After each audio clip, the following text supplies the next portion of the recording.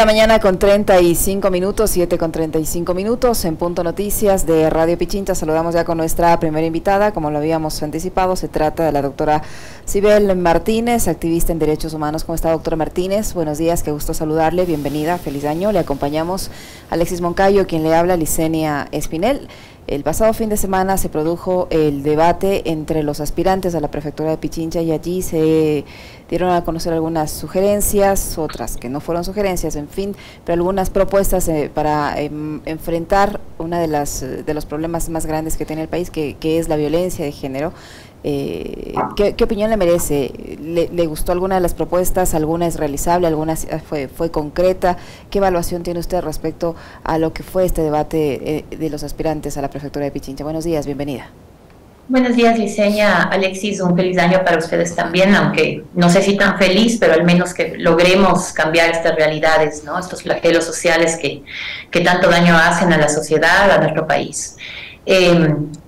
Particularmente el debate a mí no me gustó, y no me gustó porque no pudimos conocer con suficiencia lo que proponen los candidatos. En un minuto poco se pudo decir a este respecto. Unos optimizaron más el tiempo que otros se dedicaron a atacar especialmente a la prefecta y actual candidata, lo cual efectivamente no es aceptable. Creo que hay que tener un debate de altura. El debate de altura implica entonces que yo ponga más énfasis en las propuestas. Por algo estoy siendo candidato, ¿no es cierto?, más allá de un ataque. Me refiero específicamente, por ejemplo, al candidato del Pozo, ¿no?, que ya venía con algunos temas de violencia, específicamente la imagen de la prefecta, para luego, pues, demostrar en su real dimensión el tipo de manejo o de violencia que puede tener o llegar a tener. Ahí pongo énfasis ayer revisaba un tuit del candidato en donde negaba haber sido violento. Eso es peor todavía. Y eso nos da viva cuenta de lo que día a día enfrentamos las mujeres, ¿no es cierto? El machismo, la misoginia, quienes lo ejercen, los hombres machistas, misóginos, no se dan cuenta siquiera que son machistas y misóginos. Eso es algo preocupante. Ya en términos netamente, digamos, del debate como tal, cansón, un debate cansón, muy largo, reiterativo, que no permitía, digamos, conocer con suficiencia esas propuestas. Yo me quedé muy preocupada porque digo, ¿cómo podemos ejercer un voto informado, que es distinto a votar simplemente, sino un voto informado, si no llegamos a comprender siquiera las propuestas de los candidatos? Entonces ahí creo que si el fin era conocer esas propuestas, no se cumplió el fin. Y precisamente en ese sentido nos quedan debiendo, lo que implica que muchos de nosotros, si queremos estar informados como ciudadanos, tenemos que buscar los planes de trabajo de cada uno de los candidatos y hacer un ejercicio adicional, pienso yo, que no se va a hacer, pero que es muy importante, y es analizar este plan de trabajo de los candidatos a la prefectura, pero también vincularlo al plan de trabajo de quienes están de candidatos a la alcaldía, porque de lo contrario, ¿sí? Se habló mucho de la integralidad, ¿no? Decían, hay que hacer un trabajo integral, muchos hablaban de este tema, pero ¿qué implica eso? Eso implica que yo pueda garantizar que las personas por las que yo voy a votar efectivamente tienen una visión conjunta, pues por algo vienen de la misma ideología, por algo vienen del mismo partido. Pero eso es algo que no ocurre. Y yo me iría un poquito más allá, Licenia, diciendo algo que le escuchaba a Alexis hace un momento, y es en qué se han convertido los partidos políticos, ¿no es cierto? Ver a 12 personas, más allá de que no estuvo bien el formato, digamos, ¿qué más se puede hacer? Me preguntaba yo ayer que pensaba en conversar con ustedes. Y ahí decir, 12 personas que no han tenido, incluso quizá con las mismas visiones entre partidos, no han tenido la sensatez de decir escojamos un solo candidato, ¿no es cierto? Entonces sentar a 12 personas, dividirlas en 6, para que algo podamos conocer, implica también que todos se creen candidatos, ¿no? O sea, presidenciables o posibles prefectos, posibles alcaldes o alcaldesas.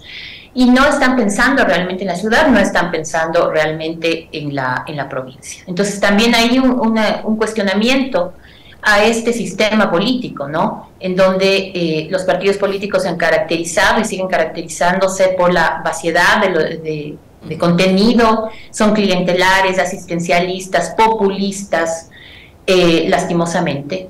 Se escoge no a un líder que ha sido formado dentro del partido, eso no existe, sino más bien a alguien que, de acuerdo a las encuestas, tiene popularidad, sobre pretexto de mantener el partido, ¿no? O simplemente de ganar una contienda. Y no va por ahí. Y por eso tenemos cosas tan terribles, ¿no? Como, por ejemplo, un representante de la derecha recalcitrante en un partido de izquierda, ¿no? Me refiero, por ejemplo, al candidato Freile, candidato a alcalde. Entonces, yo esperaría que el siguiente debate sea de más altura, cero violencia. Toda la ciudadanía estamos cansados de la violencia. Y verla además en estas personas que, más allá de tener también, ¿no es cierto?, digamos, o ser una figura política, deben ser ejemplo, ¿no? Entonces tenemos un nivel de violencia tan alto en este país que verlo en el debate causa desesperación, incomoda, molesta en realidad. Eso es lo que yo podría decir a breves rasgos de lo que fue el debate, ¿no? Nos quedaron debiendo. Qué gusto saludarle, doctora Cybel. Buenos días, también deseándole que tenga un excelente año este 2023. Digamos, compartiendo casi en la totalidad sus criterios y su lectura con respecto de lo que fue este debate, digamos, ¿hubo algo que a usted le quedó de la presentación de los candidatos aspirantes a prefectos en Pichincha? Una idea, digamos, un proyecto, una gran obra que pueda, digamos, conducir a Pichincha por días mejores, para, no sé, digamos, tener un periodo de 4 años quizás más enfocado en el tema social, ciudadano, o todo se diluyó por estos conflictos y esta suerte de ataques que se vieron y que pudimos presenciar todos? Verá, Alexis, y a riesgo que me digan que soy de Revolución Ciudadana, no lo soy, pero eso lo sabemos, clara, porque he trabajado directamente cuando estaba en el Consejo de Protección de Derechos con Guarmi Pichincha. Y ese es un proyecto emblemático que debería ser replicado en un acto de sensatez de cualquier candidato o candidata. Primero se debería reconocer a este proyecto como un proyecto que debería incluso ser replicado a nivel nacional. Eso es lo que yo pienso. Y no lo digo porque tengo alguna afinidad con la prefecta o porque no estoy aquí para relevarle. No. Es porque yo he trabajado directamente con Guarmi Pichincha. Cuando estaba en el consejo, incluso ahora que estoy directamente dedicada a mi fundación, yo he tenido la posibilidad de remitir casos a Guarmi Pichincha con muy buenos resultados. Entonces, cuando escucho, por ejemplo, creo que una sola candidata tuvo la sensatez de comentar, Daniela Zambrano, si no estoy mal, de decir, el proyecto Guarmi Pichincha es un buen proyecto. Una sola. El resto, Jacinto Espinosa también habló de Guarmi. ¿Perdón? Jacinto Espinosa también le escuché hablar de Guarmi. Bueno. Muy vagamente, pero mencionó que es un gran proyecto. Bueno que existe esa sensatez. Los otros candidatos y las otras candidatas de alguna manera ofrecían eso, ¿no? Escuché, por ejemplo, a una de las candidatas que decía, vamos a implementar un proyecto Dolores Coacuango, pero que tenía que ver efectivamente con esto, ¿no es cierto?, de proveer un sistema, desde una visión integral, ayuda psicológica, social y, digamos, también legal o de patrocinio a las mujeres víctimas de violencia. Eso me parece interesante, ¿no? Ahora, sí le voy a ser sincera, yo creo que a la prefecta o la candidata en ese momento le faltó poner más énfasis en lo que ha hecho. Yo imagino que debe ser muy difícil poner o tener el temple para, además de los ataques, poder relevar lo que se ha hecho, ¿no es cierto? Eso es muy complicado. Y entonces yo sí quisiera poner acento en este tema en particular y quisiera decirles también, para poder decidir de mejor manera, tanto para la provincia o en favor de nuestra ciudad, que el trabajo debería ser interinstitucional, ¿no es cierto?, mancomunado. Entonces, yo relevo, por ejemplo, el que, si no estoy mal, Pavel Muñoz en su proyecto de trabajo también está diciendo que va a actuar o va a copiar la idea de Paola Pavón para en las administraciones zonales poner estos guardias pichinchas. Eso no es nada menor. Y eso es algo que sí se debe relevar, ¿sí? Porque venimos de un trabajo mediocre de parte de las autoridades, por ejemplo, de aquí, de nuestra ciudad, en donde este tipo de cosas son importantes. Y quienes trabajamos en temas sociales, es de mucha importancia que estos proyectos que están bien, que están manejando o están dando más bien respuesta a la ciudadanía, a las mujeres en particular, se fortalezcan o se multipliquen, que es algo que se debe hacer. Entonces me quedó resonando eso. Pero también tengo algunas, digamos, cuestionamientos por parte de quienes estuvieron o pudieron hablar, los candidatos, candidatas, respecto al tema social. Yo allí le quisiera, perdón que le interrumpa, doctora, allí yo le quisiera, por ejemplo, hacer notar lo siguiente. Hubo propuestas como la del señor Andrés Castillo, que para luchar contra la violencia de género dice que solo es una arista del problema que se vive en el país, pero que pretende llevar adelante un plan donde la tecnología apoya a las víctimas. Anunció que colocará un centro de apoyo a las víctimas de la delincuencia en todos los cantones de la provincia. La candidata Elsa Guerra, por ejemplo, que se firmará un convenio con el Ministerio del Interior para entregar motocicletas para la Policía Nacional, mejorar el alumbrado público, y el candidato Gonzalo Pérez también dice que la reparación a las víctimas debe hacerse a través de bonos y promete generar empleo para las víctimas de la violencia de género. Otro de los ofrecimientos, no recuerdo bien qué fue, que se va a fomentar o tratar de eliminar el machismo en los hombres, enseñándoles a lavar los platos. Hasta ese tipo de propuestas hubo.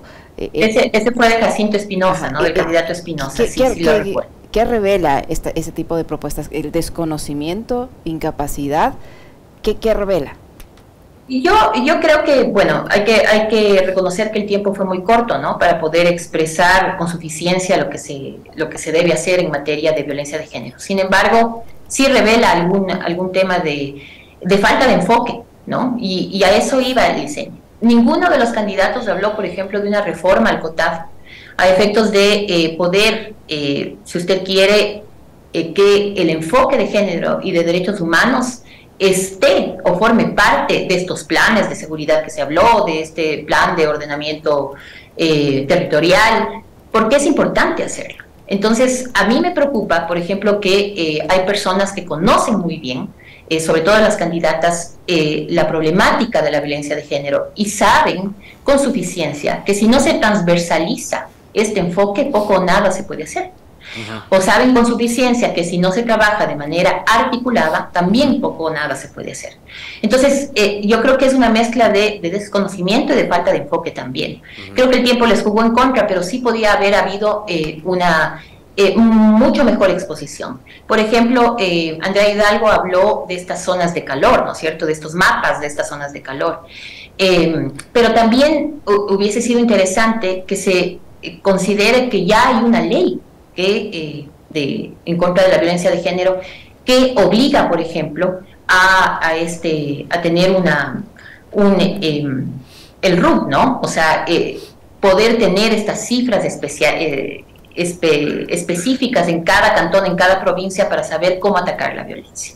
Pero la violencia además no se la ataca únicamente, como usted bien comentaba, por ejemplo, el candidato Castillo decía, vamos a trabajar, ¿no?, en este tema de las tecnologías, ¿no?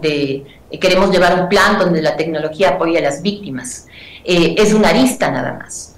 Esos datos muy, muy sutiles, ¿no?, que además no se tiene la suficiencia para decir con claridad yo pienso esto, sino muy veladamente, ¿no es cierto? A mí me parece que el candidato Castillo no tiene enfoque de género y no cree que la violencia de género sea un problema, por ejemplo. Pero no lo dice con claridad. Sin embargo, toma el caso de María Belén Bernal, un caso muy complicado, ¿no?, para relevar ciertas propuestas que tiene. A mí me llamó la atención que fuera del debate hay un video en donde él dice con claridad que el agresor de María Belén no hubiese huido si es que en la provincia se tendría suficientes patrulleros, suficientes balizas y ese tipo de cosas. Eso me parece un acto irresponsable. No está bien, no está bien, porque todos hemos conocido el caso de María Belén Bernal y sabemos lo que sucedió en este caso. Hubo un espíritu de cuerpo, lo dejaron fugar y no tiene que ver con que la policía no tenía patrulleros. Entonces, se diluye, ¿no es cierto?, estas graves problemáticas a ojos vista de estas personas que, de alguna manera, sin enfoque, quieren simplemente utilizar en su beneficio problemas tan graves como la violencia de género, ¿no? Eso, bueno, ya lo he dicho en varias ocasiones, Castillo, ¿no?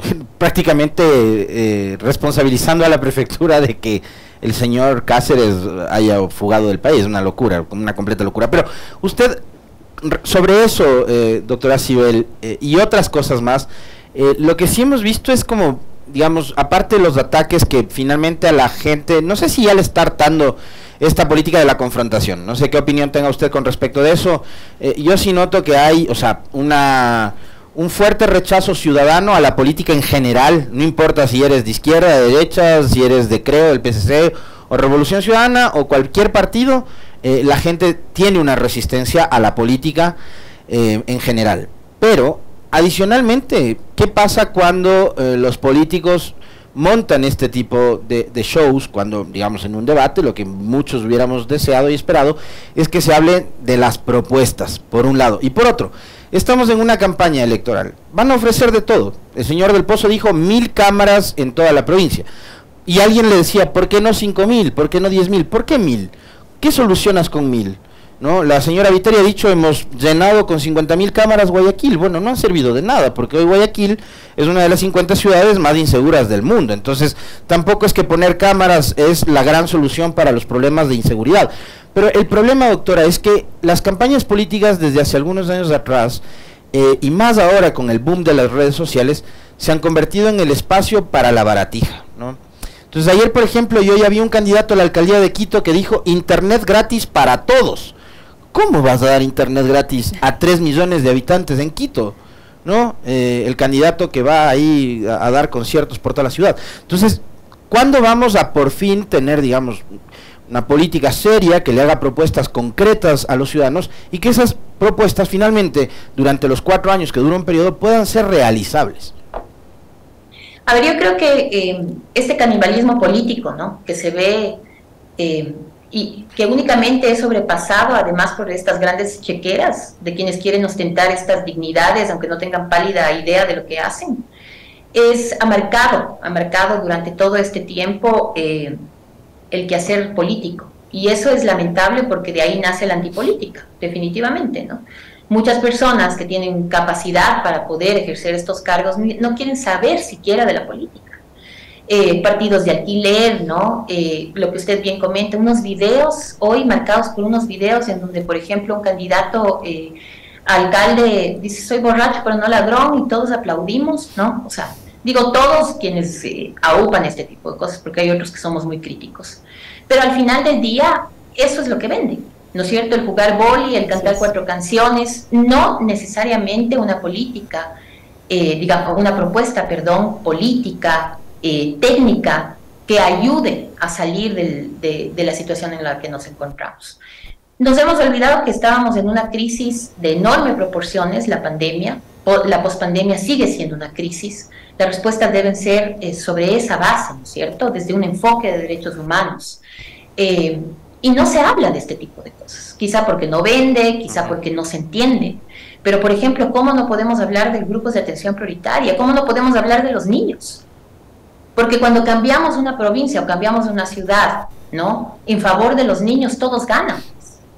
Y no están siquiera en el imaginario de los candidatos. Yo vi también posiciones impostadas en este debate, ¿no? Por ejemplo, el candidato Del Pozo me recordó mucho a Rodas cuando decía, yo tengo personalidad, a mí nadie me manda, casi, ¿no es cierto? No se reinventan siquiera, no se dan el tiempo de mostrar otro tipo de política, y eso es lamentable, porque aquí lo que necesitamos es conocimiento, Eso es lo que necesitamos para sacar adelante, digamos, tanto la capital como la provincia. Cuando hablamos en materia de violencia, por ejemplo, de violencia de género, tenemos que hablar, en efecto, de garantizar a las mujeres y a las niñas, a los niños, espacios públicos, ¿no es cierto?, seguros. Una vida pública sin temor a que seamos agredidas. Pues. Eso hay que poner énfasis. Pero si conversamos y se les pregunta de violencia de género y salen con este tema de yo voy a hacer un plan de seguridad, yo les comento algo, los planes de seguridad por lo general no toman en cuenta o no tienen como componente básico la violencia en nuestra contra, la violencia de género. Entonces por ahí deberíamos comenzar, ¿no es cierto? ¿Cuál va a ser el contenido de ese plan? Y ese tipo de cosas son cosas que la ciudadanía, digamos, no consulta o simplemente, lo que usted bien comenta, de alguna manera estamos también sobreviviendo esta situación y entonces quien viene con estas propuestas más bien demagogas, muchas veces antitécnicas, son los que caen bien. A mí me parece que lastimosamente este tiempo no va a ser para conocer a los candidatos y sus propuestas, sino más bien a ver si es que nos cae bien o nos cae mal. Va a ser un voto por afinidad, más no por conocimiento, más no por lo que pueden proponer, ¿no es cierto?, propuestas reales y técnicas.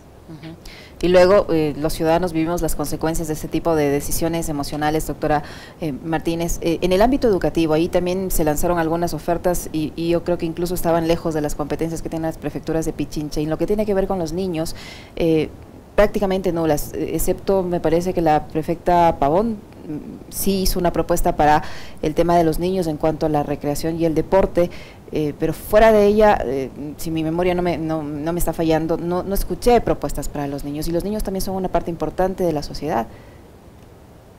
Exactamente, nosotros, en algún momento yo tuve la oportunidad de escribir ahí un capítulo de un libro que podría ser una ruta de actuación para la ciudad específicamente. Pero no difiere mucho de la provincia cuando pensamos en cambiar esta mirada que se debe tener, ¿no es cierto? Si miramos a la provincia, a la ciudad desde la estatura de los niños, y entendemos que entonces debemos volver segura esa provincia, esa ciudad, en donde debemos garantizar que los derechos económicos, sociales, políticos, culturales, de todos realmente, ¿no?, puedan ser efectivos, si usted quiere, en donde la dignidad se debe anteponer frente a cualquier otra situación. Seguramente vamos a tener que, o vamos a sentir la necesidad de impulsar agendas urbanas, humanas, ¿sí? ¿Qué es lo que se debería hacer?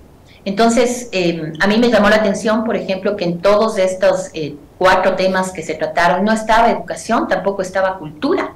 Son cosas importantes, son temas importantes que se deben manejar y sin embargo no se dieron. Ahí el comité que trabajó estas preguntas, valdría la pena saber cómo, ¿no? O sea, cuál fue el enfoque. Sin embargo, sí valía la pena profundizar en el tema de educación, de la violencia que viven los niños, ¿no es cierto?, que también se da en este tema de educación. Y fuera de las competencias de la provincia, yo creo, de la prefectura más bien, pienso que sí hay cosas que hacer.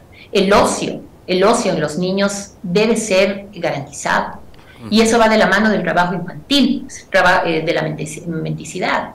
Entonces, esa visión holística, integral, que es necesaria para trabajar temas sociales, de alguna manera no se vio en su real esplendor, digamos, para quien la conoce, la prefecta, por ejemplo, en este poco tiempo que se tuvo para poder trabajar, ¿no es cierto?, estas propuestas. 1 minuto es muy poco. Cuando se interpelaba horrible, ¿no?, que se interpelen entre ellos, unos eran muy laxos, otros iban con todo, pero digamos, al final, en los candidatos, cuando interpelaban, se iban por la tangente, ¿no?, y aprovechaban esos 15 minutos además para sus propuestas, bueno, un champús. Al final, en términos de política social, de bienestar social, nos quedaron debiendo. Y entonces ahí la pregunta es, ¿qué tan importante es esto? Yo creo que es muy importante cuando tenemos índices graves en el país respecto a empleo, respecto al tema de violencia en contra de las mujeres, de las niñas, de los niños, cuando hablamos de sobrevivir, ¿no?, y no vivir. Entonces creo que hay que profundizar y ustedes como periodistas tienen esa obligación, ¿no?, quizá de poder ¿cómo es esto? Conversar con más profundidad con los candidatos y ver qué ofrecen realmente, ¿no? Doctora Cybel, yo quería pedirle también su opinión con respecto de lo que ha sido un escándalo que ha sido develado en las últimas horas. El gobierno del presidente Lasso llegó al poder en mayo del 2021 ganando unas elecciones en las que ofrecía principalmente dos cosas de manera integral. Una, el Ecuador del encuentro, y ese Ecuador del encuentro hoy, digamos, nos tiene con que cerramos el año anterior con más de 4.500 muertes violentas, el año más violento para las mujeres además. Creo que usted me va a corregir, tendrá más clara la cifra, pero no sé si llegamos a o superamos los 280 femicidios durante el 2022, con una tasa de por encima de 25 asesinatos por cada 100.000 habitantes. Entonces no hay el Ecuador del encuentro. Y otra cosa que ofreció el gobierno de Lasso es una lucha contra la corrupción, y resulta que hoy, vinculado o relacionado con un escándalo de corrupción, está nada más y nada menos que el cuñado del presidente Lasso, que no es funcionario del gobierno, pero que estaría controlando las eléctricas, que estaría controlando algunas empresas de los sectores estratégicos, y que además en un principio estuvo vinculado también el que fuera brazo derecho de Guillermo Lasso, que es César Monge. A ver, yo creo que la corrupción, venga de donde venga, esté quien esté al frente de este país, es algo que no debemos permitir, y efectivamente es uno de los peores males que vive nuestra sociedad. A mí no me extraña, lastimosamente le digo esto porque venimos además de los Pandora Papers, ¿no? En donde al final del día se estaba comenzando un gobierno y esto pasó a ratos hasta desapercibido para la ciudadanía que tenía fe o que puso fe en este nuevo gobierno y le dio chance, ¿no? Entre comillas, cuando debía haber sido algo cuestionable. La corrupción tiene un impacto grave y diferenciado en el goce y el ejercicio de los derechos humanos, especialmente en los grupos de atención prioritaria o históricamente vulnerados en este país. Y entonces, para mí, que he trabajado en estos grupos de atención prioritaria, me parece atroz, me parece algo que no debe de pasar desapercibido, pero que lastimosamente la ceguera moral de los ecuatorianos hace que muchas veces no pongamos el real acento en este tipo de situaciones, ¿no? Esto es grave, es corrupción. Al final del día creo que tiene un impacto muy, muy importante en esta visión que quería dar el gobierno. Ha dicho varias veces, ¿no? Nosotros no hemos tenido problemas de corrupción. Ahí está, pero no es el único, no es el único caso. Que ha pasado desapercibido seguramente, ¿no? Pero este mal sistémico lastimosamente hace mucho daño a esta sociedad, una sociedad que además está enfrentando inseguridad, que está enfrentando situación o flagelos sociales muy graves a los que no se ha dado respuesta, y que además tenemos que aguantar que las personas que rigen nuestros destinos sean corruptos. Es una mancha más al tigre, la verdad, Alexis. Doctora, yo también quisiera aprovechar este espacio que usted nos ha brindado para conversar sobre otra de las decisiones que ha generado polémica, usted que está también relacionada con el tema de la educación, y es este cierre de la Ciudad del Conocimiento Yachay, dispuesta por el presidente de la República mediante decreto ejecutivo. No sé si es una decisión que refleja la incoherencia, porque el candidato, ahora presidente, nos ofreció crear universidades, ofrecía para ganar la presidencia libre acceso a la universidad. Es más, decía que se eliminaba la CENESID y que se eliminaba la prueba de ingreso a la universidad porque iba a haber universidad para todo el mundo. Resulta que no se ha construido hasta el momento una universidad, y por el contrario se dispone el cierre de la Ciudad del Conocimiento. ¿Qué opinión le merece esta decisión? Yo siempre voy a estar en contra de estos retrocesos en materia educativa. 90.000, si no estoy mal, jóvenes no han podido entrar a la universidad. Aquí no hay una oferta educativa, de calidad y que garantice el estudio a todos estos jóvenes, como para darnos el lujo además de cerrar una universidad. Que además estos cierres tienen que ver con descolonizar el país, ¿no es cierto? Y eso es insensato. Es insensato porque creo que lo mismo que conversábamos de Guarmi Pichincha, ¿no? Si es un buen proyecto, ¿por qué no relevarlo? ¿Por qué tenemos que retroceder? ¿Y por qué la ciudadanía debe permitir estos temas? Más allá del correísmo, anticorreísmo, de este clivaje que deberíamos ya superarlo, porque en el medio del correísmo, anticorreísmo hay personas pensantes que podemos tener otro tipo de visiones. Sin embargo, no, nos encasillan. Y particularmente en este tema, es insensato. ¿Qué otras oportunidades se les está dando a la gente joven para que estudie el país? La gente está migrando en grandes cantidades. Los chicos no ven futuro en este país. Hay una encuesta sobre esto que sacó la Universidad Andina. Y entonces, frente a esa situación tan grave que no da respuesta el gobierno, la decisión es cerrar una ciudad del conocimiento, una universidad. Es insensato, por decirlo menos, ¿no? Pero es una respuesta esperable también, de un gobierno además que ha mentido, ¿no? Que constantemente miente, que dice que está haciendo algo cuando no lo hace, y que las cifras a nivel social, por ejemplo, son desgarradoras, no sé cuánto más podamos esperar, ¿no? Yo digo para unirnos, porque es importante también que la sociedad se una a efectos de poder buscar respuestas. No hablo de protestas, por ejemplo. Hablo de unirnos para tener una agenda mínima, al menos, y poder presionar al gobierno por respuestas. Verdadera participación ciudadana, más allá de asistir únicamente a las urnas cada 4 años. Muy gentil, doctora Sibel Martínez. Un fuerte abrazo, como siempre es un gusto conversar con usted. Que tenga un lindo día, doctora. Muchísimas gracias. Buenos días.